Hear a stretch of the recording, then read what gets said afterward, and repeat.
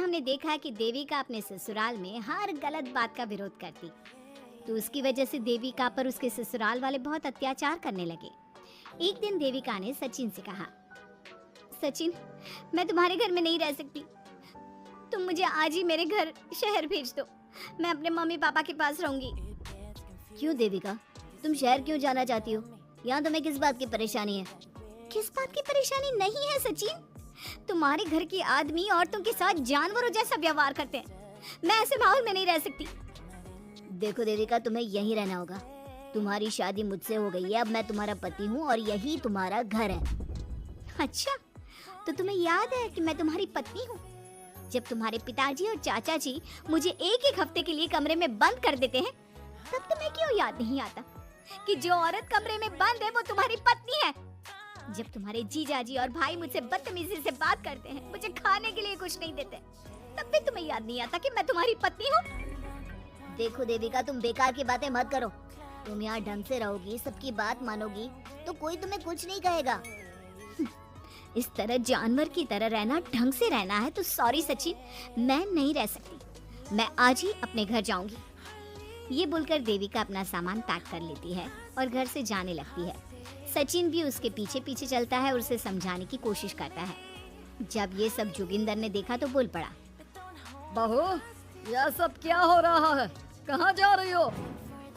सचिन, बताओ अपने पिताजी को कि कहाँ जा रही हूँ मैं। तुम्हें शर्म नहीं आती अपने पति का नाम लेते हुए? मैं अपने पति का नाम ले रही हूँ, इसमें आपको क्या परेशानी है? आपका नाम तो नहीं ले रही हूँ ना? देविका, ये किस तरह से बात कर रही हो तुम पिताजी से? जिस तरह से करनी चाहिए उस तरह से कर रही हूँ बात। इससे अच्छी तरह से मैं तुम्हारे घर के किसी भी आदमी से बात नहीं कर सकती। तीनों की बात सुनकर घर के बाकी लोग भी वहाँ आ जाते हैं। तभी जोगिंदर कहता है, हमारे घर की औरतें अपने मर्दों का नाम नहीं लेती। तुम्हारे शहर में होता होगा, लेकिन हमारे यहाँ पर ऐसा कुछ नहीं होता। बहू, सचिन तुम्हारा पति है, तुम उसका नाम मत लिया करो। तुम अपने पति का नाम लेने की जगह ए जी, ओ जी, सुनो जी कहा करो। पति ना परमेश्वर होता है। तो परमेश्वर का तो हम नाम लेते हैं। क्यों माँ जी, क्या आप अपने इष्ट देव का नाम नहीं लेती?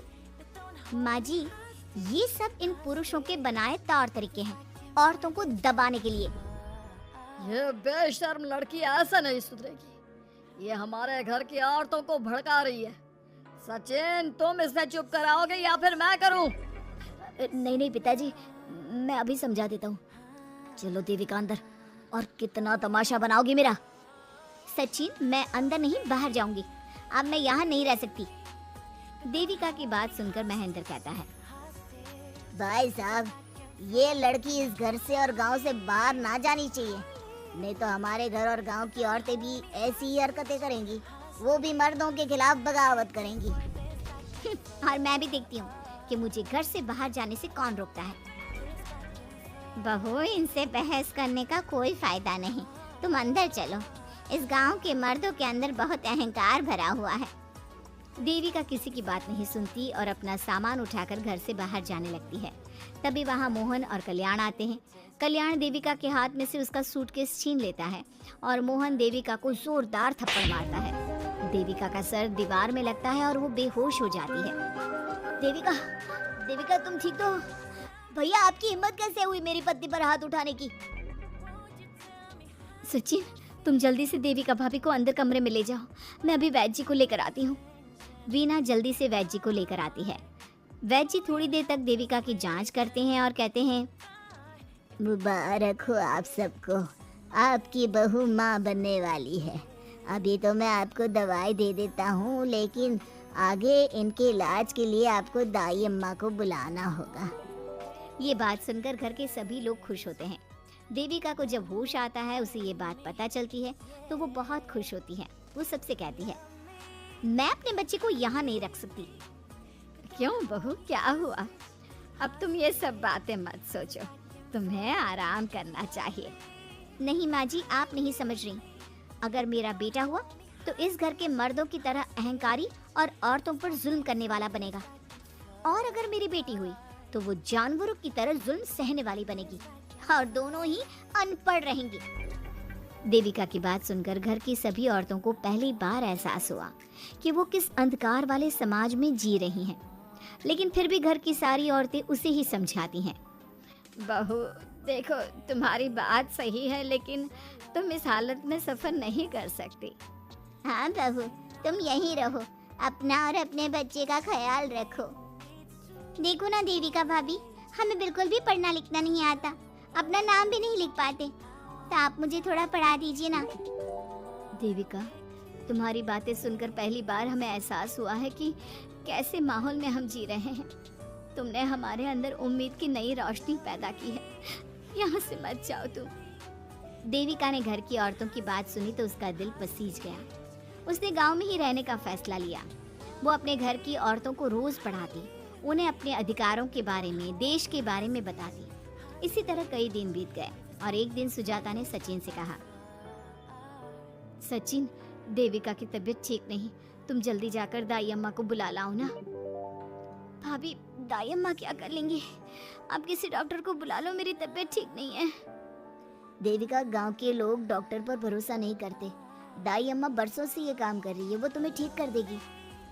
सचिन, तुम्हारे घर वाले अनपढ़ हैं, तुम तो पढ़े लिखे हो ना, देख नहीं रहे मेरी हालत क्या हो रही है। तभी तो बोल रहा हूँ, समय बर्बाद मत करो, मैं अभी आता हूँ।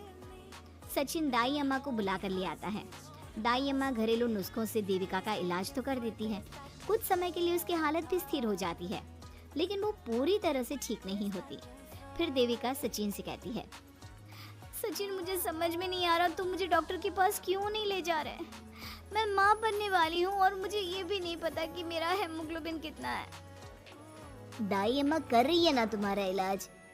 लेकिन दाई अम्मा को कुछ समझ में ही नहीं आ रहा कि मेरे साथ क्या हो रहा है। अगर देखो तुम मुझे नहीं लेकर गए ना तो मैं खुद ही चली जाऊंगी। अगले दिन देविका की तबीयत दोबारा बिगड़ जाती है और दाई अम्मा के किसी भी नुस्खे से वो ठीक नहीं हो रही थी। देविका ने सारी हिम्मत जुटाई और वो अकेले ही डॉक्टर के पास जाने लगी। उसे देखकर मोहन कहता है, बहू, इस हालत में कहाँ जा रही हो? आप लोगों के भरोसे रही ना तो आप लोग मुझे मार ही डालोगे। डॉक्टर के पास जा रही हूँ मैं। बहू, तेरा दिमाग तो ठिकाने पर है। हमारे घर की औरतें मर्दों से इलाज नहीं कराती। हे भगवान, इन जाहिल लोगों को मैं कैसे समझाऊं? डॉक्टर औरतें भी होती हैं। बहू, तो हमें पागल मत बना, हमने तो कभी कोई महिला डॉक्टर नहीं देखी। तू झूठ बोलकर निकलना चाहती है ना? इस गांव की सरहद से आप लोग कभी बाहर नहीं गए ना, इसलिए आप लोगों को नहीं पता कि महिलाएं डॉक्टर के अलावा क्या क्या है। ए लड़की, तुझसे तमीज से बात कर रहे हैं तो तू ज्यादा हवा में मत उड़। बोला ना एक बार, चल अंदर जा। चाचा जी, मैं अंदर नहीं जाऊंगी, डॉक्टर के पास जाऊंगी। मेरा इलाज सिर्फ डॉक्टर ही कर सकता है। ये बोलकर देविका घर से निकल रही थी कि तभी जोगिंदर ने उसे कमरे में ले जाकर बेड पर जोर से धक्का दे दिया, जिसकी वजह से देविका के पेट में चोट लग गई और वो दर्द की वजह से जोर जोर से चिल्लाने लगी। ये देखकर घर की सारी औरतें देविका को संभालने लगी। देविका, हिम्मत रखो, सब ठीक हो जाएगा। देविका भाभी, आप ठीक हो ना? माँ, कुछ करिए ना, भाभी की तबीयत बहुत खराब हो रही है। लेकिन मैं क्या कर सकती हूँ? भाभी, कुछ तो करो, कहीं बहू को कुछ हो ना जाए। उधर जोगिंदर मेन गेट पर बड़ा सा ताला लगा देता है और कहता है, आज के बाद इस घर से कोई भी औरत बाहर नहीं निकलेगी। देविका का बच्चा भी इसी घर में होगा, ये जिंदा रहे या मर जाए। जोगिंदर की बात सुनकर सभी औरतें बाहर आती हैं। जब विमला को इस बात का एहसास हो जाता है कि जोगिंदर देविका को डॉक्टर के पास किसी कीमत पर नहीं जाने देगा, तब विमला पहली बार अपना घूंघट उठाकर तेज आवाज में कहती है, मैं भी देखती हूँ देविका को डॉक्टर के पास जाने से कौन रोकता है। आज देविका डॉक्टर के पास जाकर रहेगी। देविका की सास का घूंघट आखिरकार उतर ही गया। घर के आदमियों ने पहली बार विमला का ये रूप देखा था और उसकी तेज आवाज पहली बार सुनी थी। क्या विमला अपनी बहू की जान बचा पाएगी या जोगिंदर अपनी पत्नी की आवाज भी दबा देगा? ये जानने के लिए हमारे अगले एपिसोड का इंतजार कीजिए और हमें कमेंट में ये भी बताइए कि घर की औरतों को आगे क्या कदम उठाना चाहिए।